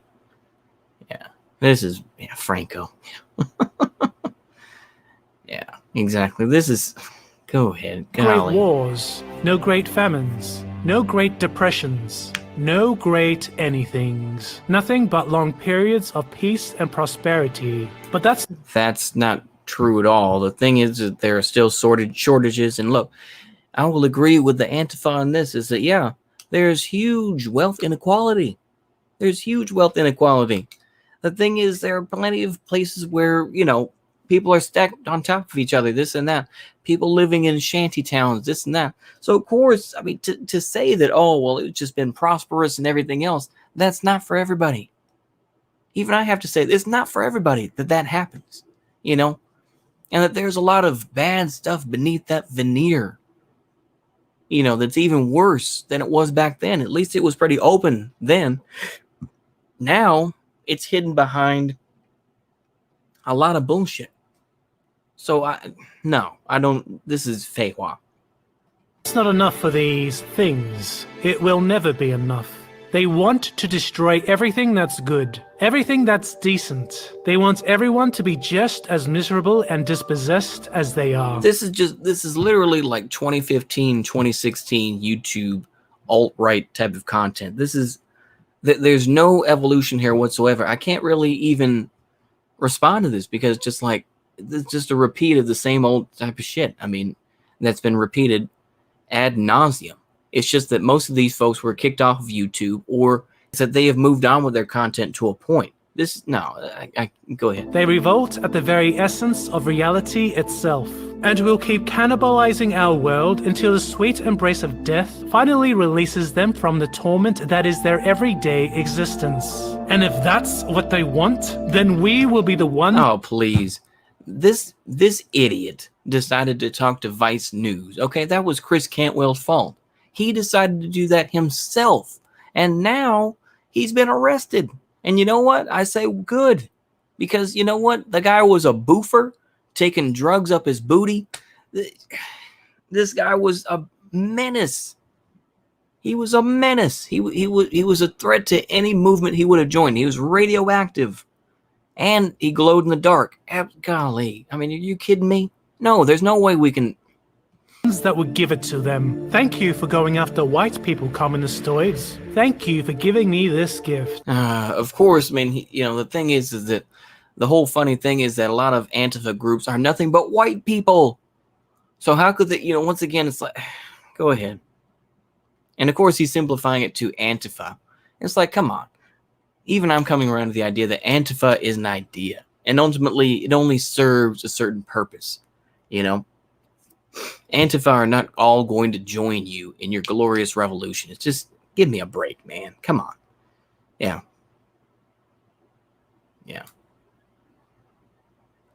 White oys. Yeah, exactly. I mean, go ahead. You have finally liberated me from the false promises of democracy. Okay, let's... For some magic, wither away, wither away. What kind of brazen dishonesty is that? Who are known as cultural Marxists. Oh my goodness. Mises. Okay, we're gonna skip this to the end. This is just cringe. It actually wasn't that bad. Really?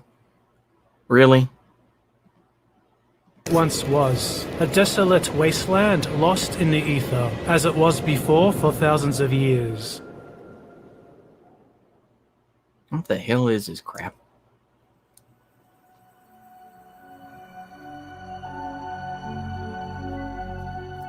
When the national revolutions take place and the corrective measures have been implemented, as it happens so many times. Oh boy, are you really gonna bring up Patriot Front? You're really gonna bring up Patriot Front? Okay, yeah. The ones that got busted because they wanted to put some flyers on something. Yeah, that were talking shit and got busted. Okay? Go ahead.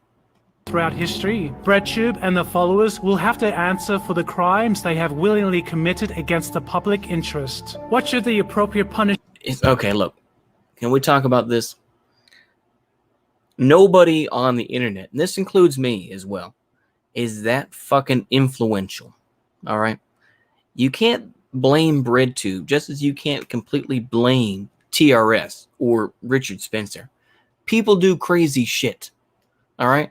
You don't have to, once again, this is part of the problem that we live in with society. It's like, well, we need to blame somebody. Sometimes people are just off their rocker and they get influenced by something and they do some crazy shit. All right. It just happens that way. But to blame BreadTube, I can't believe I'm defending BreadTube. But it's like, to think that they are actually some force that is motivating these people, it's just like saying, well, it's the Jews that do that. It's not just. Okay, go ahead. We're almost done with this. Punishment be to people who purposely sow chaos, violence, and discontent? What should we do to the people who preach for working class liberation, but then punch them for being too white? What should we do to the people who follow in the footsteps of the Marxists and Jews who commit regicide? Oh, the Wignatism reached deep. The Wignatism has reached deep. Oh my goodness. Go ahead. Christian genocide and murdered millions in their wake. I can tell you what the Roman Empire did, and I can tell you what the Carlists did during the Spanish Civil War. Hold on. The Carlists were completely sold out by Franco. The Carlists wanted the monarchy back in rule. They felt fucked over by Franco. What the hell are you talking about? The Carlists were not some 1930s sort of thing. No. They went back centuries in Spain. What are you talking about? Why do you simplify things between and you just say Carlists? The Carlists and Phalangists are two different things. Ugh. This is a guy who is making content in 2020 that still lives in 2017. This is just straight up Wignat type of stuff. I mean, I'm not going to sit here. How could someone sit there and watch? This is like watching The Greatest Story Never Told Wignat type stuff. It's like, no, I can't sit there and watch your 6-hour fucking documentary. No, I'm not going to do Crucifixions. What they did is crucifixions. It is a public, humiliating punishment that is painful and lingers. This is absolute Fed posting, isn't it? Yeah. Pakin wasn't ANCAP or ANCOM. He wanted to return to Monkey. Yeah, exactly. Oh, see you later, Union Army Ball. Yeah. Peter Kropotkin is an ANCAP. I mean, this is absolute cringe. As well as being cheap and easily arranged. I think it would be... Hates my father also. They would not have been guilty of sin. Holy crap. If you... This is the ultimate of what Wignatism does to your brain. I can't. All right, that's it. Oof. I can't even watch that whole thing. That is, oof. I don't have the, yeah. Same with Jose Primo de Rivera and the Phalange. Yep, exactly. Oh, that was a lot of cringe. Yeah, he does. He does need a hobby. At least I try to go out, at least try to walk around a bit. Oh my goodness, that was awful. Yeah. That was, oof. Oh, man. Okay, well, we almost went for about 2 hours there. But yeah, that's a whole lot of cringe that I can't really take in. That, and the whole animated Hitler thing, I was like, no, we're skipping that. No. Yeah, that was just, that was a whole lot of cringe. I could not, yeah. You should read Anti-Semitism, Its Cause and Cure by Daniel De Leon. Well, let me see. I'll read some of that. Why not?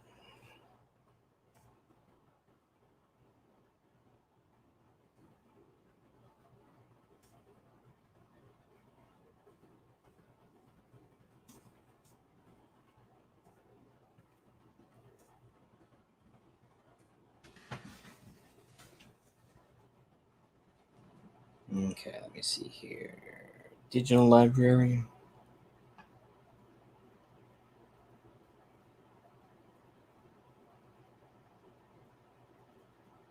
Of course. Oh, sorry, I'll just do PDF. Sorry, being boomer. Okay, here we go. Yeah. Let's take a look here. Okay, let's read some of this. Why not? Just to show that I have changed a little bit, we'll go ahead and do this. Okay.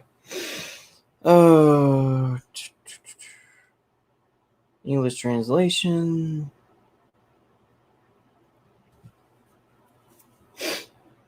And false path of philo-Semitism. Okay. Okay, here we go. Okay, that there is a Semitic question none will deny, wherein, however, the question consists is in itself a question that will receive different answers. Bernhard Lazar's work is not valuable for the answer it gives. In fact, the answer it gives follows in the main, the beaten and the false path of philo-Semitism in general. So basically, he's trying to set out, it sounds like to me, is the difference between anti-Semitism and hating everything about Jews, and then philo-Semitism, where it's just like you love everything about Jews. Okay. The value of Bernard Lazar's work lies in the mass of facts that it brings together, some of which are new and which indirectly, at any stake, point the way to the correct answer to what may be said is becoming a vexed question. Let loose upon the world a traveler from Mars or any of the innocents that Voltaire. Okay, here we go. He would find that every time anyone with a fact and argument shows that a certain redacted is conceited or superficial, forthwith up jumps the philo-Semite and denounces the utterer as an anti-Semite. Every time anyone with fact and argument shows that a certain redacted is a characterless worm, up jumps the philo-Semite and denounces the utterer as an anti-Semite. Okay. Up jumps the swindler. Okay, yeah. The latest is the most remarkable instance of the sort. The Russian at Washington, having said that many of the Kishinev redacted or usurers, forthwith up jumped the Jewish redacted editor of a redacted paper in this city, Mr. Carcel Saracen, and declared that such words were an insult to the 10 million redacted of the world. What conclusion from such an experience could our traveler from Mars arrive at other than that the redacted are all conceited, characterless worms, double-faced swindlers, physically and morally unclean cowards and usurers? Seeing that any one such justifiable charge brought against a concrete redacted is worth pronounced anti-Semitism, what conclusion could that traveler arrive at but that anti-Semitism was the incarnation of all these vices, a veritable compound of vileness? And that opinion, be it noted, whether be gathered not from the anti but from the philo-Semites. Such would be our traveler's experience on one side, but he would be making other experiences simultaneously. He would make the experience of meeting many redacted without any of these vices, let alone all these vices together. He would make still further experience. He would meet many a Gentile with one or more of these vices in his makeup, occasionally all of them together. His first notion as to Semitism thus receives a violent shock. Once again, the idea of Semitism, or being a Semite, refers to people from the Levant. So, once again, people of Syrian descent and also people of, currently in the country of Lebanon are considered Semites as well. They're considered Semitic people. So, yeah, I see what he's getting at there. But, yeah, he will experience that probe to the button. No one hates the redacted as much. Probe to the bottom, the manifestation of redacted hatred have roots wholly free from the redacted idea and absolutely alike and the same with feelings that produce hatred or opposition between Okay. There are Gentiles who do bristle up at the word redacted. But why do they? Their conduct is no other than that of the man who experiences a shiver at the bare word horse, simply because the word conjures up to his memory some sad experience with some horse. Okay.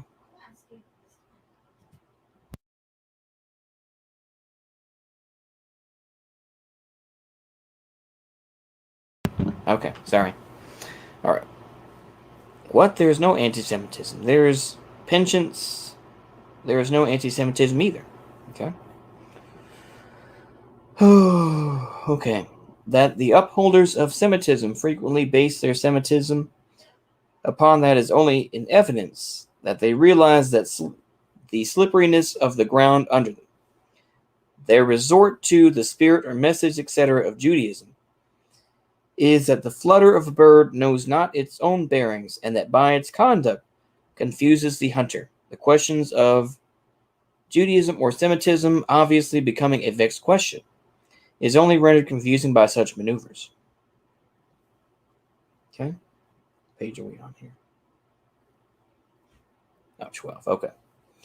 So does Bernard Lazare call attention to the fact that the redacted of today, Semite, is of all imaginable races, and Bernard Lazare backs himself up not only with facts called from modern history, but with proverbs from orthodox redacted works, even with utterances of such fathers of the redacted church as Maimonides. The theory of the seed of Abraham is proved a myth. The ethnical material basis of Semitism is shattered. The groundwork of Semitism is taken from under it. Is there then no Semitism? The fact remains is that there is such a thing. It is a solid fact, a fact that would be weighed, measured, and even reduced to statistical tables. What then is its feature? Without principle or mission, unique and born from its own spiritual womb, such an apparition is phenomenal. Once the mind is cleared of perturbing causes, one of the cobwebs concerning the imaginary message of Israel and concerning the myth of the seed of Abraham, the alleged body, and the alleged soul, so to speak, of Semitism are brushed aside.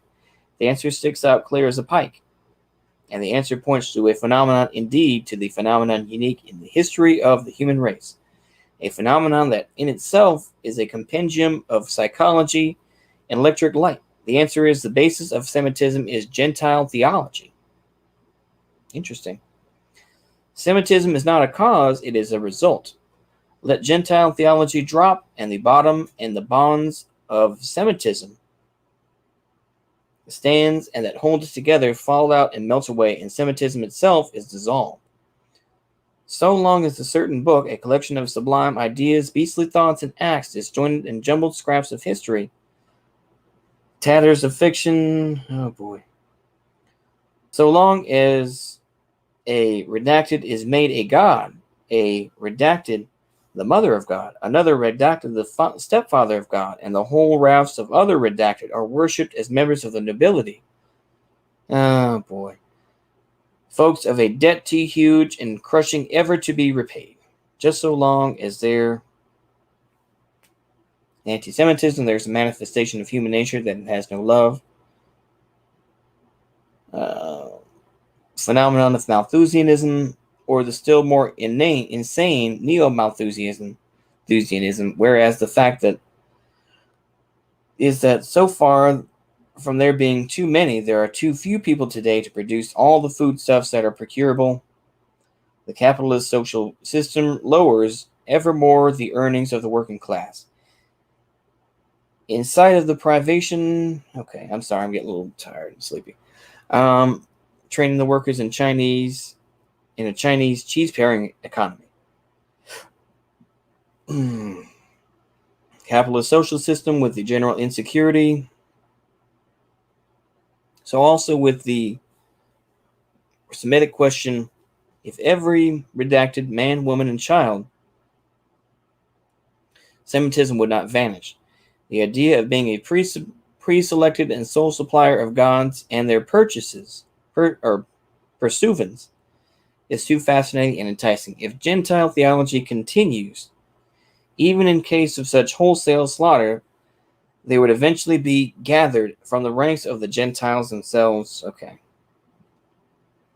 Nor can it be otherwise. Socialism, with the light it casts around and within man alone, can cope with these problems. Like the sea, it takes up the bosom. Okay. Well, there you go. All right. I tried to read some of it anyway. Yeah. LaSalle, the redacted. Yeah.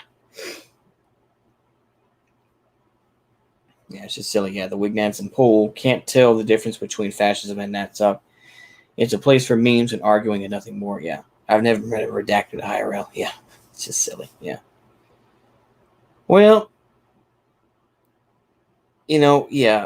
Catholic religion. But yeah, so many of Polacks idealize it and make it into the race essentialist thing. Yeah. Well, like I said, I did try to read it. Yeah.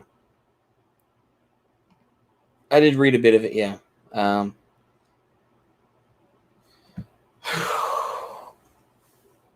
would say that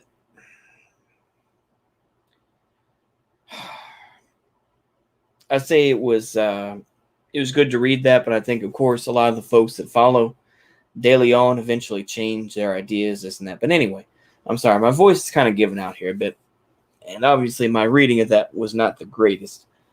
So apologies for that. I will go ahead and drop this in the chat. That way, if you do want to read it, and instead of me just kind of skipping over it, I will go ahead and drop that in. There you go.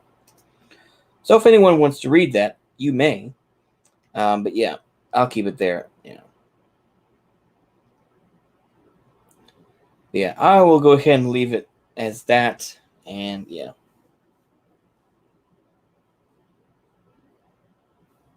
So I will leave it there. Yeah, I think I've said my piece, but I hope y'all have a good rest of the night. So of course I will thank Will DeMarco, Unetco, Red Dundonian, No More Libs Please 1975, Bull Nas Mob, Cornholio Fan 1995, Colonel Autism, great handle. Union Army Ball, I know he's not in here right this moment. Red Dundonian, Mongoose Man.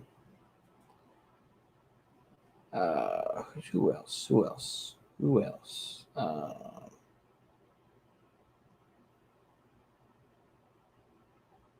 Make sure here. Is there anybody else that I missed? Think here. Holy Fan, Will DeMarco, Unatco. I think that's about it. I don't know if anyone else.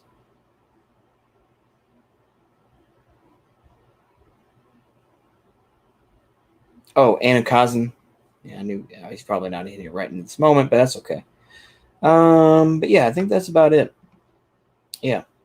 Yep, take care, everyone. And I hope y'all enjoyed that. And, I'll just say this as the last point. Is that ultimately we're all trying to find a place that's better off than what we have now. We just don't want to be in the situation that we are in right now. I don't think any of us completely do. So that's what we're all aiming for. Is it all going to be the same thing? Not necessarily. We all have different views as to how that's going to be. A lot of those are going to be destroyed, and others may be better. So we will see what the future holds. And with that, I'll go ahead and end it there.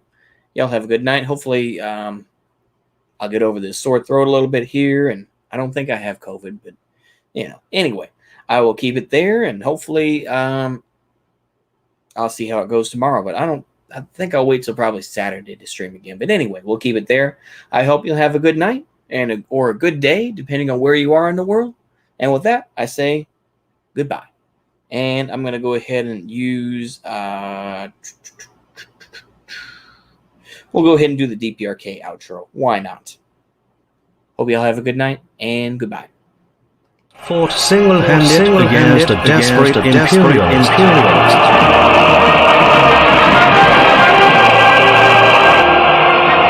Even in the face of food difficulty, the Korean people valued billets more than sweets.